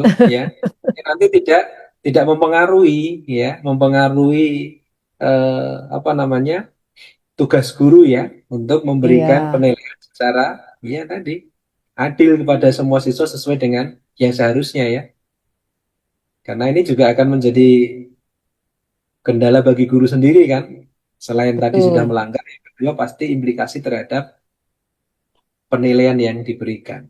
Begitu ya teman-teman ya, saya yakin ini menjadi satu hal yang teman-teman sangat-sangat memahami betul ya, ditambahkan oleh Bu Sandra tadi. Ini bukan saja persoalan tentang apa namanya kejujuran dari guru sendiri, tetapi ya guru harus memang betul-betul punya jiwa yang tadi adil terhadap semua ya Bu ya. Tidak bisa kemudian karena ini tadi jadi berubah gitu ya. Jadi rapotnya berubah nanti. Oke ya, aman ya ini ya. Saya yakin ini tidak ada masalah begitu. Oke, kasus yang ke-6. Ini kasus terkait dengan kolaborasi ya dengan orang tua dan juga komunitas. Ya, Anda mengajar di sekolah. Ternyata banyak siswa yang mengalami keterlambatan belajar karena minimnya dukungan dari rumah. Oke ya. Jadi kasusnya ini terkait dengan kolaborasi dengan orang tua dan juga komunitas. Nah, sekarang pertanyaannya adalah ya, apa bentuk kolaborasi yang dapat Anda lakukan bersama dengan orang tua atau komunitas agar perkembangan belajar siswa bisa lebih optimal? Ya, oke. Menurut teman-teman gimana ini? Jadi sudah tuh disiapkan begitu ya aktivitas-aktivitas yang sebenarnya bisa dilakukan di rumah atau bahkan di komunitas tertentu begitu ya. Tapi karena tidak ada, kan banyak juga ya anak-anak yang di rumah. Ini bahkan saya pernah mengalami gitu ya, dikasih PR dibawa lagi ke sekolah gitu ya. Kenapa setiap kali diberi penugasan begitu akhirnya kembali lagi ke sekolah dan tidak pernah diberikan, dan setiap kali dia ditanya PR-nya dia keluar gitu ya, karena dia merasa karena tidak mengerjakan. Ternyata di aturan guru yang lalu setiap tidak mengerjakan PR harus keluar gitu ya. Saya sebagai seorang guru baru akhirnya melihat kenapa anak ini selalu begitu, setiap kali bicara tentang PR dia langsung keluar. Nah ternyata dia tidak pernah ada yang ngajari di rumah gitu, dan dia tidak tahu harus ngapain. Akhirnya ke sekolah yang dia lakukan adalah setiap kali ditanya PR mesti keluar gitu ya, karena saya tidak ngerjain Pak gitu. Itu awal-awal waktu saya masih magang itu saya mendapatkan anak seperti ini Bapak dan Ibu dan juga teman-teman ya. Jadi ada anak yang selalu setiap kali membahas PR itu dia langsung keluar secara otomatis gitu ya. Akhirnya saya beberapa kali pertemuan kemudian saya panggil anak ini, kenapa nak kok setiap kali bahas PR kamu selalu keluar? Dan dia nangis gitu kan ya, dia nangis. Saya ajak ke kantor saya, dia cerita, saya bingung Pak, nggak ada yang ngajari di rumah gitu. Akhirnya ya sudah, dia bawa lagi, dan itu terjadi terus-menerus, dan akhirnya menjadi habit yang dia selalu keluar kalau ditanya PR. Nah sekarang gimana teman-teman melihat seperti ini? Kolaborasi yang seperti apa, komunikasi yang seperti apa gitu. Ya silahkan teman-teman melihat persoalan ini. Silahkan. Apakah cukup dengan membuat grup WA atau ada sesuatu yang lain gitu sebagai bentuk kolaborasi gitu? Silahkan. Teman-teman melihat ini gimana?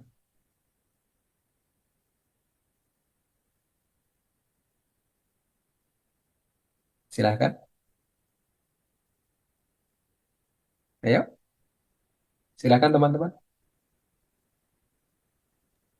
Yuk, Yuk, mari. silahkan. Vera, silahkan Vera dari Kalbar. Ini Mbak Vera. Ada tanggapan Mbak Vera? Gimana Vera kalau di Kalam Kudus terjadi seperti ini? Hmm.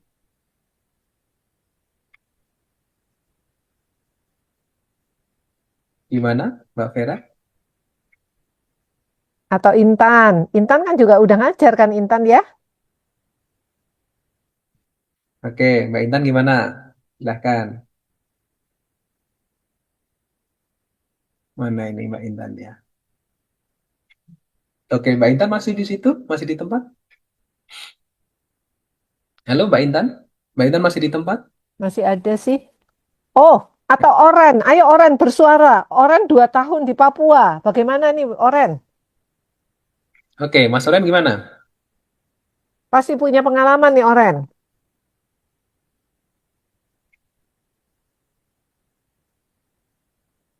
Oren? Oke. Nah, ini sepertinya sudah Atau yang lain kecapean. juga boleh. Yang lain silahkan. Oke, silahkan, silahkan. Ayo, Mbak Murni, Murni? Mbak Krista, Mbak Krista Bella gimana? Ada komentar tentang ini? Ya. Nanti baru saya bawa ke dalam soal studi kasusnya teman-teman ya. Dalam 4 aspek yang nanti akan kita identifikasi. Dari pertanyaan-pertanyaan sederhana ini akan membantu kita untuk semakin cermat gitu ya, melihat pertanyaan kemudian apa yang harus dilakukan gitu. Nah, dari situ nanti akan membantu kita pada saat kita membuat studi kasus. Kemudian nanti juga akan membantu pada saat teman-teman wawancara terkait dengan pengalaman teman-teman berbasis kasus yang ada di lapangan. Yuk Mbak Justina silahkan. Gimana Mbak Justina? Iya, terima kasih Mbak kesempatannya. Saya coba menjawab. Kalau dari Ya. pengalaman saya, itu waktu saya mengajar di Papua juga, di pedalaman Dogobak, itu yang saya lakukan itu saya datang ke rumah-rumah siswa begitu, lalu melihat bagaimana keseharian orang tua dengan anak, kemudian saya mengkomunikasikan bagaimana perkembangan anak di sekolah. Kemudian di sekolah juga diadakan pelatihan-pelatihan untuk orang tua tentang pentingnya misalnya pendampingan pada anak, kemudian bagaimana menolong anak yang dengan yang mengalami problem masalah-masalah di sekolah begitu, Pak. Jadi dari pihak guru itu rutin kunjungan ke orang tua, Oke. kemudian kolaborasi yang kedua itu antara sekolah dengan orang tua itu ada pelatihan-pelatihan untuk orang tua. Pelatihan tadi ya. Iya, Hmm. Iya, oke oke. Wah, mantap sekali ya Mbak ya. Bisa jadi mereka tidak mendapatkan pendampingan tuh karena orang tuanya bisa jadi nggak tahu mau ngapain, bisa jadi kan ya. Nah, ini menarik gitu. Jadi setelah pengalaman itu gimana Mbak? Nah ini kan bisa dilanjutkan ke wawancara ya. Setelah dilakukan apa namanya kunjungan, kemudian pelatihan, dampaknya gimana Mbak? iya bagus. Jadi setiap sore gitu anak-anak pulang sekolah itu biasanya kan kalau di Papua itu kan kayak anak-anak cowok itu berkumpul di Honai cowok, kemudian anak-anak perempuan Hmm. tuh kumpul di Honai perempuan. Jadi eh, ayah mereka yang mengajar anak-anak cowok, kemudian yang untuk mama-mama itu biasanya yang bantu ajar anak-anak cewek gitu, Pak. Nah ini menarik, ini cocok banget loh ya. Sehingga kan jadi komunitas tadi kan ya. Komunitas yang akhirnya terjadi, namanya apa tadi? Hone. Honai, Honai, Honai, rumah Honai rumah ya. adat Papua, ya. Rumah adat Papua ya, sehingga nanti ada yang cowok sendiri dibantu oleh ayah-ayah gitu ya, sama ibu-ibu tadi. Nah, ini menarik gitu ya. Nah, ini akan sangat-sangat membantu nanti Mbak saat dengan wawancara akan sangat memberikan satu nilai yang sangat spesifik gitu ya. Jadi jenengan bahkan sampai bisa menjelaskan kolaborasinya seperti apa. Ternyata harus melakukan sebelum kolaborasi terjadi ternyata kunjungan dulu kan ya. Dalam bentuk kolaborasi apa namanya? Kerjasama ya antara sekolah dengan orang tua dengan cara tadi membuat pemahaman bersama dulu bahkan melatih gitu ya. Dan akhirnya kolaborasinya dalam bentuk tadi pelatihan untuk mendampingi di komunitas-komunitas rumah adat tadi untuk cewek sendiri, untuk cowok sendiri begitu. Nah, ini menarik, Mbak ya. Nah, ini teman-teman ini salah satu contohnya. Ini kan teman-teman bisa bicara tentang konteks local wisdomnya masing-masing begitu ya. Dan ini menarik. Dan itu akan menjadi daya tarik tersendiri manakala teman-teman bisa menceritakan hal yang khusus yang terjadi gitu. Karena ini enggak mungkin terjadi di tempat yang lain. Meskipun kasusnya tentang bagaimana mendampingi siswa ya, di Jawa pun akan berbeda. Ya, di daerah kota pun juga akan berbeda. Sehingga nanti basisnya tidak hanya bicara tentang pengalaman yang kita dapatkan di sumber lain, tetapi pengalaman teman-teman di tempat teman-teman itu akan menolong gitu loh. Gitu ya teman-teman ya, ini menarik ya. Jadi nanti silahkan jangan hanya bicara tentang, oh harusnya begini enggak, tapi justru ceritakan hal yang real seperti ini begitu. Jadi ini menarik. Terima kasih Mbak ya, ini pengalaman yang sangat bagus. Iya, Oke Pak. teman-teman, iya dapat ya berarti ya. Jadi nanti silahkan ini menjadi satu hal yang menarik pada saat kita bisa menjelaskan detail sampai seperti ini. Nanti ditambahkan tadi Mbak, keterangannya tadi ya. Setelah mereka dilatih, mereka akan membantu komunitas-komunitas belajar tadi.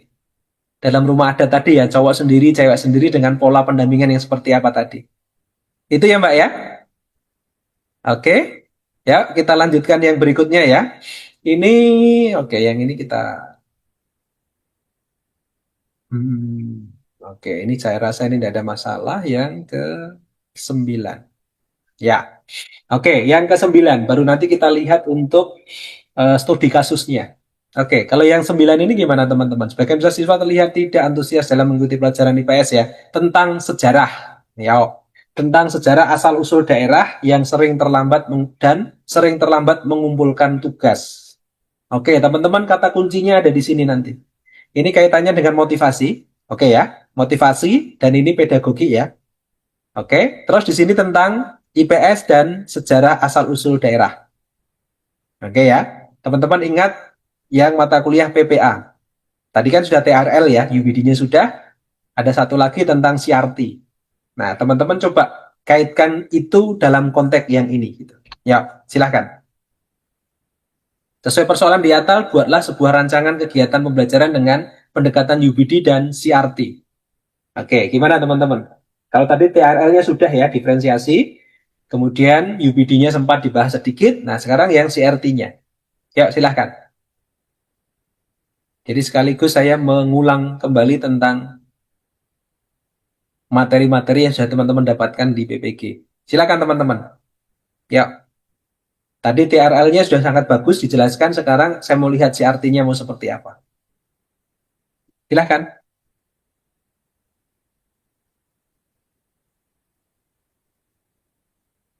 Ya, Silahkan.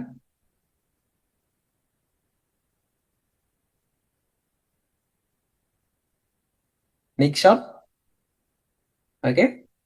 Mas Nixon gimana? Ada tanggapan tentang ini? Silahkan Mas Nixon.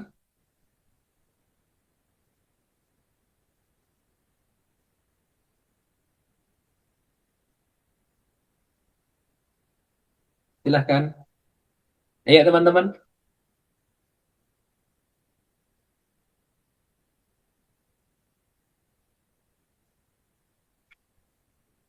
Halo. Capek atau masih dalam proses berpikir ini? Ya silahkan. Silahkan teman-teman. Oh ini Intan, satu saya menerapkan penilaian proyek lembar. Oh ini tadi sudah ya. Saya maaf tadi sempat tidak melihat di atas, masih belum ada Oh, ide. Nixon audionya nggak berfungsi tuh Pak katanya Pak. Oh, oke oke oke oke oke. Sayang ya. Tulis aja Nixon kalau enggak. Terus di chat boleh. Ini tadi Tulis Intan di chat aja menuliskan Nixon. Nixon. sudah oke.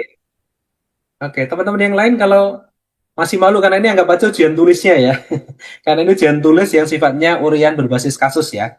Kalau teman-teman malu menyampaikan boleh ditulis coba. Saya mau lihat juga gitu. Ini saya kaitkan dengan yang konsep ini teman-teman ya, UBD dan juga CRT-nya. Jadi bagaimana nanti konsep budaya ya. Jadi ini culturally untuk yang responsive teaching ya. Bagaimana kemudian budaya ini menjadi konteks dalam aktivitas belajar kita. Padahal ini tepat banget kaitannya dengan sejarah gitu kan ya. Sejarah tentang asal-usul daerah. Teman-teman yang misalkan ditempatkan tadi di Papua misalkan. Ya bicara tentang itu. Nah terus konsepsi artinya gimana masuk ke situ gitu ya. Yang di Jakarta ya bisa jadi bicara tentang Monas ya kan. Monas bisa, ondel-ondel juga bisa. Bagaimana kemudian itu menjadi oh ini ada Mbak Justina. Ada Silakan Mbak Bu Justina. Justina Ya, ya. silakan. Ya, silakan Mbak Justina. Saya bantu jawab lagi, Pak.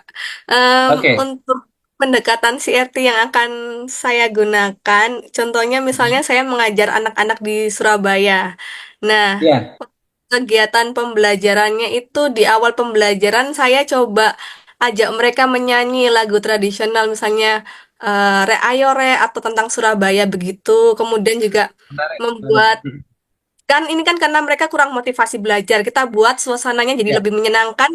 Saya ajak bermain permainan misalnya permainan tradisional atau juga bisa juga menggunakan eh, permainan tebak makanan tradisional khas Surabaya gitu. Ya. Nah, supaya Oke. mereka juga relate dengan pengalaman dan kehidupan mereka sehari-hari. Terus juga untuk menyampaikan materi pembelajarannya itu saya akan buat semacam damar kurung yang di mana itu ada gambar-gambar tentang sejarah asal-usul Surabaya gitu, ada gambar Suro, ada gambar Boyo. Kemudian saya mulai bercerita pada anak-anak tentang asal-usul Surabaya begitu. Terus kemudian mereka diminta berkelompok gitu untuk membuat ini juga kreativitas gambar kurungnya itu. Kemudian mereka belajar untuk mempresentasikan pada teman-teman yang lain di kelas lain misalnya atau pada orang tua di rumah atau adik kakak di rumah tentang sejarah asal-usul Surabaya begitu. Oke, bisa divideoin begitu ya, sehingga mereka dapat menceritakan asal-usul Surabaya itu dalam konteksnya mereka begitu ya. Ya, Oke, Pak. tadi menarik loh ya, karena ada motivasi tadi ya, diajak bermain, keren gitu ya. Kemudian mulai dari makanan-makanan khas mereka Surabaya begitu ya, sehingga mereka tahu oh ini akan bicara tentang Surabaya nih gitu. Sehingga mereka akan lebih cepat gitu ya Mbak ya. Kemudian ada gambar Suro dan Boyo tadi ya. Nah, ini menarik. Ya, ini jawabannya sangat-sangat oke sekali teman-teman ya. Sehingga ini nanti menjadi satu rancangan yang ini kaitannya dengan CRT-nya dapat ya. Terus kemudian bagaimana CRT kemudian disusun dalam konteks yang sistematis tadi, mulai dari hal-hal yang menyenangkan dulu karena ini terkait dengan persoalan motivasi begitu. Oke, terima kasih Mbak ya. Keren gitu teman-teman. Jadi paling tidak ini memberi gambaran teman-teman. Nanti apa yang akan ditanyakan dan jangan lupa teman-teman dalam setiap kali menjawab usahakan membuat kalimat itu dalam konteks yang sederhana ya, sederhana, tegas begitu ya, jelas Sehingga akan membuat si penilai ini akan senang gitu ya membaca jawaban teman-teman. Misalkan yang ini tadi, buat rancangan kegiatan pembelajaran dengan pendekatan UBD dan CRT-nya. Bisa jadi karena ini ada bicara tentang dua hal ya, Mbak tadi ya. Dua hal ya, antara UBD dengan dengan CRT-nya. Rancangan saya yang akan saya lakukan adalah satu. Teman-teman masih ingat ya, UBD itu ada berapa komponen? UBD, Understanding by Design. Itu ada berapa aspek atau berapa komponen? Masih ingat enggak? Karena ada 3 komponen kan ya. Komponen 3 itu apa saja? 1, komponen 2, komponen 3. Supaya nanti ini saya ajari membuat kalimatnya supaya relate dengan apa yang ditanyakan, supaya menjadi kalimat yang enak gitu. 3 itu apa saja teman-teman? Tujuan UBD. pembelajaran, Oke, tujuan pembelajaran 1, 2, asesmen, assessment-nya, 3, sama kegiatan pembelajaran, merancang kegiatan pembelajaran. merancang kegiatan pembelajaran. Keren ya. Berarti lolos ini PPA-nya ya. Ya, sehingga yang dilakukan pertama tadi ya Mbak ya, menentukan, ya merumuskan ya. Rancangan yang saya lakukan yang pertama adalah saya akan menentukan ya tujuan pembelajarannya. Tujuan pembelajarannya saya tentukan karena ini nanti akan berbasis katakanlah ya, bermain dan studi kasus tentang ini tadi. Oke, dirumuskan kemudian nanti penilaiannya gimana? Penilaiannya gimana Mbak? Kalau proses belajarnya seperti yang diceritakan tadi supaya motivasinya bagus, berarti penilaiannya nanti gimana? Dari asesmen diagnostik, misalnya mereka ada yang cenderung ke visual, mereka bisa buat poster tentang Surabaya. Kemudian untuk yang anak-anak yang auditori, mungkin dia bisa menceritakan ceritanya itu dalam bentuk Ceritanya seperti apa? narasi. Narasi ya, Kemudian oke. ya, apalagi kinestetik, mungkin mereka mau menampilkan drama tentang asal-usul daerahnya, asal-usul Surabaya begitu, Pak. Oke, bagus banget ya. Terus yang ketiga tentang pembelajarannya sudah diceritakan di awal tadi.